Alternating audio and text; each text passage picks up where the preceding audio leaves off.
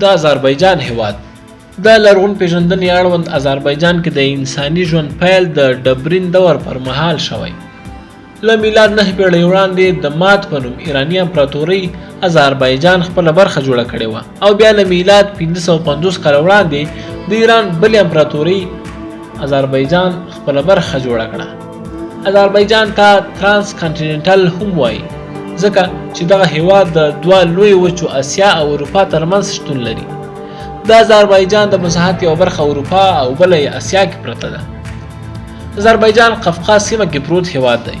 قفقاز د تور سمندر او سپین سمندر ترمنځ سیمې ته وایي. ارمنستان، آذربایجان، ګرجستان او د سویلي روسیې ځینې برخې په ګډه قفقاز سیمه جوړوي. دغه غرونه په طبي او تاریخي ډول اسیا او اروپا ترمنځ طبي پوله شمیرل کیږي. آذربایجان له ګرجستان، روسیې، ترکیه، ارمنستان او ایران سره ګډه پوله لري. وګړي او پراخوالی یې آذربایجان نږدې 80,000 کیلومتره مربع پراخوالی لري. د پراخوالي پر بنسټ د نړۍ وړوکی او کوچنی هیواد دی. د وګړو شمېر یې بیا 10 میلیونه تنو ته رسیږي. اوس اکثریت وګړي چې 94 سلنه کېږي مسلمانان او پاتې نور عیسویان دي.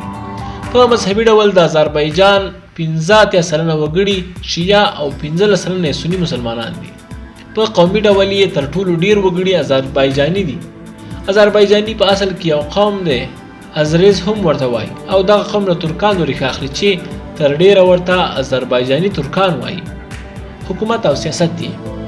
د لومړۍ نړیوالې جګړې په پای ته رسیدو سره آذربایجان کې دیموکراتیک جمهوري حکومت جوړ شو. 2 کاله وروسته پخواني شوروي یووالي دغه هیواد لاندې او تر 1991 زیږدیز کال پورې تر ولکې لاندې و. 1991 کال کې آذربایجان د شوروي یووالي له تسلط آزاد، خپلواکي اعلان او په ورپسې کال یې د یو خپلواک دولت په ډول د ملګرو ملتونو غړی هیواد شو.